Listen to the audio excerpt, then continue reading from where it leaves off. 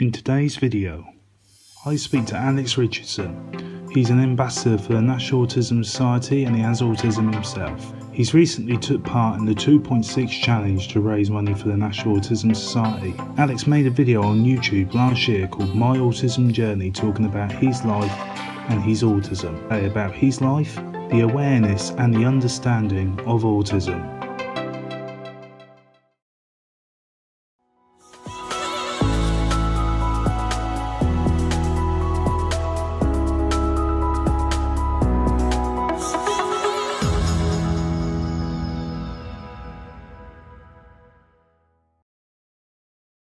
Hi guys, and welcome to the first episode of the MaxiAspie special series, The Autism Connections. So as you can tell by the intro guys, I have a special guest today. So guys, please welcome Alex Richardson.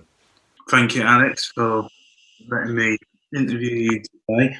So one of my questions was, Alex, is obviously at the moment with coronavirus, everything's kind of gone up in the air for everybody. So I suppose my question was, how is it kind of affecting you?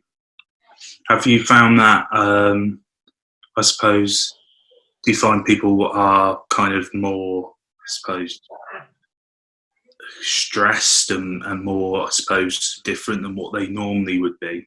We do in a way, but we're just being calm and making sure that doesn't happen. People are a bit more hygiene aware, so they're keeping their social distancing and and a lot of people have got gloves on and they've got face masks, so they're keeping safe, a lot of people. So what's your connection with autism? So my connection with autism, so I've got autism myself and I'm also an ambassador for the National Autism Society. Would you say because of what's going on, you know, it impacts people with autism much more than, you know, someone without the condition? I think it does impact people with autism more because we do have a big change to the routine and we've had to adapt to the new way of life. Have that kind of struggle, I suppose, of adapting to life as it is already, you know, let alone the world kind of changing around us. So at the moment, for routine-wise things, so I'm working, I'm going out running, and I'm doing home exercises. Okay. I'm watching a lot of TV. What shows have you been watching? Anything good? I'm running out of them. So I've been watching The Race Around the World. Reminds me a bit of Hunted and the what's it called? The bank, the heist. That's it. It reminds me of that. You know, people. I've seen The Heist. It's really good. It's just been keeping myself busy during this time and focused on other things. And I've also made a video diary of what I've been doing daily. Yeah. Is that being released on YouTube and things like that? Going to be that's going out on ITV Meridian. Oh wow, awesome! When's that? When do you reckon that will come out? So that's coming out sometime this week as well. That's amazing. So they got in touch with me and asked me how I was coping during the coronavirus period and to make a video diary to help people understand what I was going through. Yeah, you know, that's incredible. You know, it's as I say, you know, it's really important, you know, that mainstream media pick it up as well, because at the end of the day, that's the people that are going to watch. And yeah, wow, that's amazing. So my role as an ambassador involves making people more aware about autism, and the way I've done this is I made a film, My Autism Journey, and in the film I talk about my autism journey through life, and it's helped a lot of people understand autism. And the thing is as well is, as I say, making things like that as well and just spreading that awareness really helps. I mean, one of my questions was, what's the kind of biggest challenge for you and your autism, and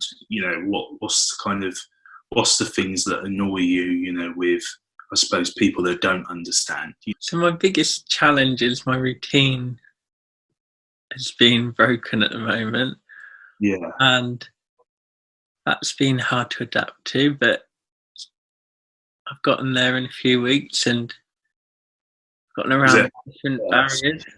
The understanding side of things, like I noticed that in the world, and I think the understanding, it'd be good to have people out there more understanding about it and just more aware about it.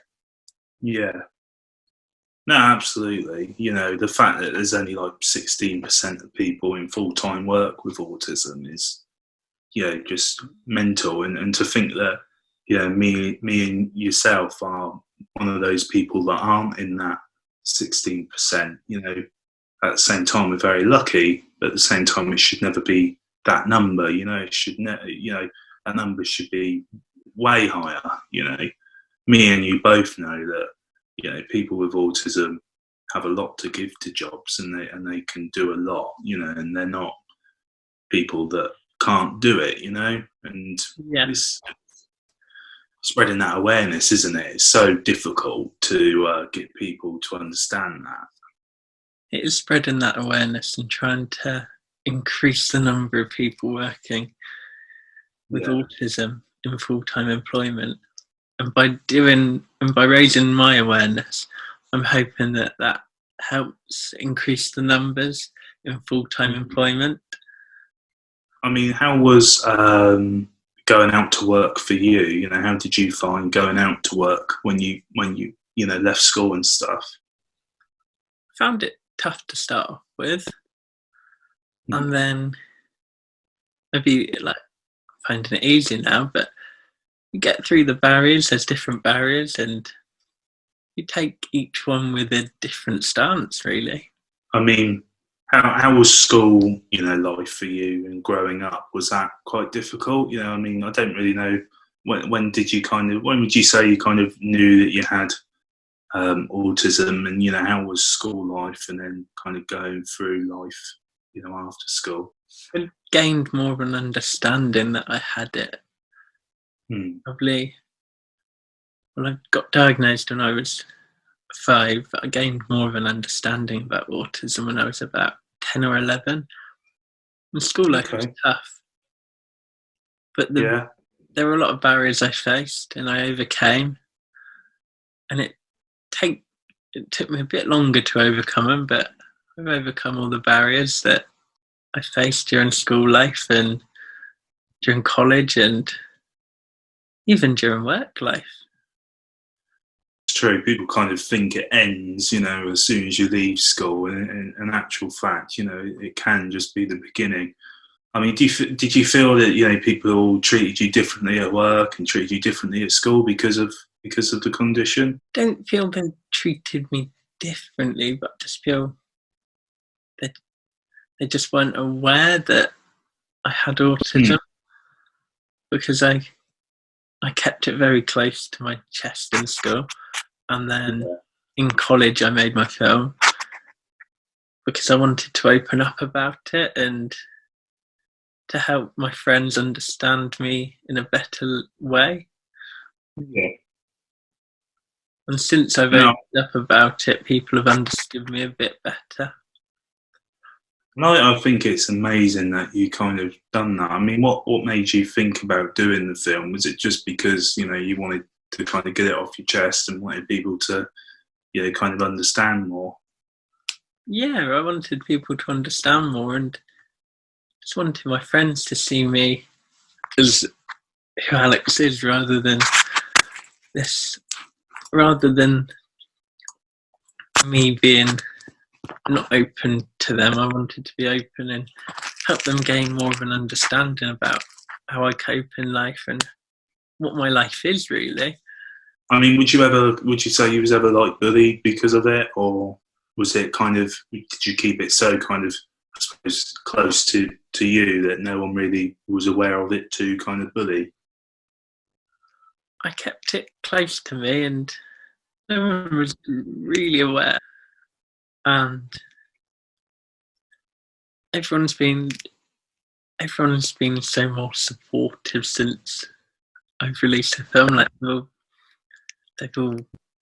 it's all been positive since I released the film, and it's helped people understand a lot more. I mean, my last question, well, two last questions really is, what message would you want people to take, from this video? The message I would want people to take from the video, right? As I see autism myself, for myself, I see it as a difficulty, not a disability for myself. As the way I feel it. But the one message I really want people to take from the video is that I just want people to understand it more. That's all I want people to do, is understand it and be more aware. That's my main thing, is for people to understand there's more positives to it than the negatives. And I really look forward to seeing your diary. And you say it should be this week, sometime this week. Yeah. Thank you for letting me interview you, Alex, as well. And thank you for coming on as well. But no, thank you for, as I say, thank you for coming on. And it's a brilliant talk. So thank you.